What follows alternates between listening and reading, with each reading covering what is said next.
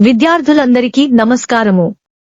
ఈ రోజు మనము 9వ తరగతి తెలుగు ఉపవాచకంలోని స్వరాజ్య వీరులు లో భాగంగా ఉన్న పొనక కనకమ్మ పాఠం గురించి తెలుసుకుందాం. 9 పొనక కనకమ్మ గొప్ప దేశభక్తురాలు, సంఘ సేవాపరాయణురాలు, స్త్రీ విద్యా ప్రేమికురాలు. ఆమె జీవితం త్రివేణి సంగమంలా దేశభక్తి, సమసేవానురక్తి, స్త్రీ విద్యా వ్యాప్తితో అల్లుకుపోయింది.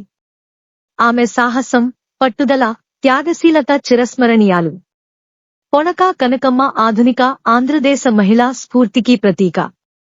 పొనక కనకమ్మ పొనక కనకమ్మ నెల్లూరు జిల్లాలోని మినగల్లు గ్రామంలో తాతగారింట జూన్ 1892 నెల 10వ తేదీన జన్మించింది. మరువూరు కొండారెడ్డి, కామమ్మ వీరి తల్లిదండ్రులు. మేనమామ పొనక సుబ్బరామిరెడ్డితో ఆమెకు చిన్న వయసులోనే వివాహం జరిగింది. దాంతో ఆమె పొనక కనకమ్మగా ప్రసిద్ధికెక్కింది. బాల్యంలో ఎక్కువ చదువుకోవడానికి అవకాశం లేకపోయినా వివాహమయ్యాక స్వయం కృషితో చదువుకుని మంచి పాండిత్యం సంపాదించింది. పద్య రచనతో పాటుగా వ్యాసరచనలోనూ ఆమె మంచి ప్రావీణ్యత సాధించింది. ఆనాటి ప్రసిద్ధ సాహిత్య పత్రికలైన శశిరేఖ, హిందూ సుందరి, అనసూయ పత్రికలన్నీ ఆమె రచనల్ని ప్రచురించాయి. దాంతో మంచి వ్యాసకర్తగా ఆమె పేరు తెలుగువారందరికీ తెలిసింది. భారత స్వాతంత్ర్య పోరాట వీరులకు వారి ఇల్లే చర్చావేదికయింది. విప్లవ వీరులు, శాంతికాముకులు అందరూ సమానంగా కనకమ్మగారిని అభినందించడం ఆరంభించారు. సరిగ్గా అదే రోజుల్లో అంటే 1907లో సుప్రసిద్ధ దేశభక్తుడైన బిపిన్ చంద్రపాల్ తన దక్షిణ భారత పర్యటనలో మద్రాసు వెడుతుంటే కనకమ్మ ఆయనను తమ ఇంటికి ఆహ్వానించింది. బిపిన్ ప్రసంగాలతో ప్రభావితురాలైన ఆమె స్వాతంత్ర్యోద్యమం వైపు అడుగులు వేసింది. దానికి తోడుగా సంఘ సంస్కరణ కార్యక్రమాలలో కూడా ఆమె ఎంతో ఉత్సాహంతో పాల్గొనడం ఆరంభించింది. 1913వ సంవత్సరం మార్చి నెల 1వ తేదీన పొట్లపూడిలో సుజనరంజని సమాజం స్థాపించింది. ఆ సమాజానికి అనుబంధంగా వివేకానంద గ్రంథాలయం ఆరంభించింది. విద్యాభివృద్ధి జరిగితేనే సంఘ సంస్కరణ సాగుతుందని ఆమె మనసారా విశ్వసించింది. పొగడదురువు ఖండ్రికలో శ్రీరామ ప్రసాద కోశనిలయం, కుత్తూరులో గోఖలే భాండాగారం, ఇందుకూరుపేటలో ఈఎస్ఎస్ పట్టణ మందిరం వంటివి ఆమె కృషి వల్లనే ఏర్పడ్డాయి. ఆ రోజుల్లో జీవహింసను వ్యతిరేకిస్తూ ఆమె గొప్ప పోరాటమే చేశారు.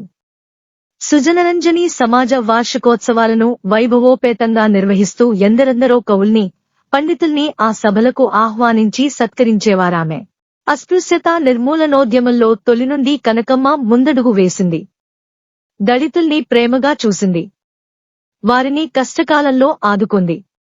ఒకసారి పొట్లపూడికి సమీపంలో దళితవాడలో ప్రజలందరూ ఇన్ఫ్లుయెంజా జ్వరంతో బాధపడితే పొనక కనకమ్మ, ఆమె భర్త సుబ్బరామిరెడ్డి, ఆమె తల్లి కామమ్మలే అందరికీ మందులందించి జావ కాచి ఇచ్చి ఆదుకున్నారు. ఆర్థిక సహాయం కూడా చేశారు. స్వాతంత్ర్యోద్యమం తొలి రోజుల్లోనే స్వదేశీ ఉద్యమానికి ఆమె నెల్లూరు జిల్లాలో చైతన్య స్ఫూర్తిగా నిలిచింది. బాలగంగాధర తిలక్ భావాలతో ప్రేరణ పొంది పొట్లపూడిలో స్వదేశీ నేత సంఘమనే కార్ఖానాను స్థాపించింది. అనీబిసెంట్ అనుచరుడైన రంగనాథ మొదలియార్ని పొట్లపూడి ఆహ్వానించి హెమ్రూల్ ఉద్యమ ప్రచారం చేయించింది కనకమ్మ. కాలక్రమంలో మహాత్మాగాంధీజీ సిద్ధాంతాల ఆమె ఎంతగానో ఆకర్షితులయ్యారు. నెల్లూరు జిల్లాలో కాంగ్రెస్ మహిళా విభాగాన్ని ప్రారంభించింది. రాష్ట్ర కాంగ్రెస్ ఉపాధ్యక్షురాలిగా పనిచేసింది. అఖిల భారత కాంగ్రెస్ కార్యవర్గ సంఘంలో సభ్యురాలిగా ఆమె నియమించబడింది. 1918లో మహాత్మాగాంధీజీ పిలుపు మేరకు పోట్లపూడిలో ఇంట్లో రాట్నాలు పెట్టి నూలు వడికే పని ఆరంభించింది. నూలు వడికే పనిలో కనకమ్మగారి తల్లి కామమ్మ చాలా నేర్పు సాధించారు. 1919లో గాంధీజీ మద్రాసు వచ్చిన సందర్భంలో కనకమ్మగారు తన తల్లితో కలిసి వెళ్లి గాంధీజీని దర్శించారు. కామమ్మగారు వడికిన సన్నటి నూలు చూసి గాంధీజీ అభినందించారు.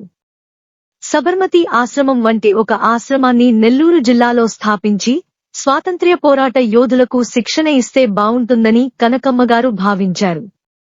దానికి తగినట్లే పల్లిపాడు గ్రామంలో పెన్నానది ఒడ్డున ఉన్న 13 ఎకరాల మామిడి తోటను తన నగలను అమ్మగా వచ్చిన 900 రూపాయలతో కొనుగోలు చేసింది.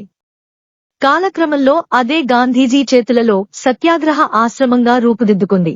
సాంఘిక సేవా కార్యక్రమాలలో ఆమె చూపిన శ్రద్ధ చాలా గొప్పది. 1927లో రాయలసీమలో భయంకరమైన క్షామం వచ్చింది. కనకమ్మగారు తన శాయశక్తులా క్షామ పీడితుల కోసం సేవ చేశారు. ఆ రోజుల్లోనే నెల్లూరులో తీవ్రమైన తుఫాన్ వచ్చింది. తుఫాన్ వల్ల నష్టపోయిన ప్రజల్ని ఆదుకోవడంలో అహర్నిశలు శ్రమించింది ఆమె. స్త్రీ విద్యావ్యాప్తి కోసం 1923లో నెల్లూరులో కస్తూరిదేవి విద్యాలయం స్థాపించింది. ప్రసిద్ధ నటులైన స్థానం నరసింహారావు, పిల్లలమర్రి సుందర రామయ్యలతో నాటకాలు వేయించగా వచ్చిన ధనంతో పాఠశాలకు శాశ్వత భవనాలు కొనుగోలు చేశారు.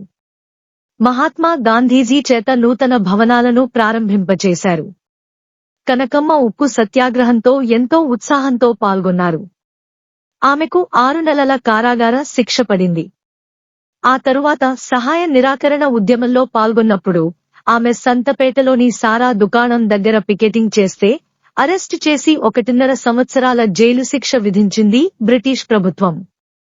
రాయవెల్లూరు జైలు జీవితం కనకమ్మగారి ఆరోగ్యాన్ని దెబ్బతీసింది.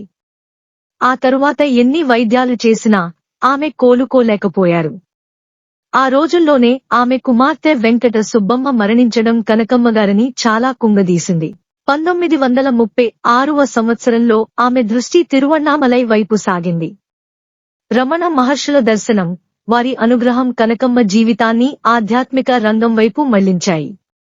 దానికి తోడు రామయోగుల దర్శనం కూడా ఆమెలో అలౌకికమైన భక్తిభావన కలిగించింది.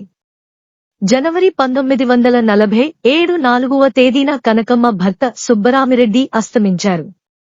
ఆ దుఃఖం నుండి తేరుకునేలోగానే గాంధీ మహాత్ముడు, ఆపైన భగవాన్ రమణ మహర్షులు పరమపదించారు. 1950 ఆగస్టు 28న కన్నతల్లి కామమ్మ మరణించారు. ఇలా ఒక్కొక్కరే ఆమెను ఈ లోకంలో వదిలి వెళ్లిపోయారు. 1958వ సంవత్సరం నుండి కనకమ్మ పూర్తిగా అనారోగ్యపడ్డారు. జీవించినంత కాలం దేశసేవలో, సమాజ సేవలో, స్త్రీ విద్యావ్యాప్తిలో జీవించి తరించిన పొనక కనకమ్మ తన 71వ ఏట నెల్లూరులో కన్నుమూశారు. తెలుగునేల ఓ దేశ సేవికను కోల్పోయింది.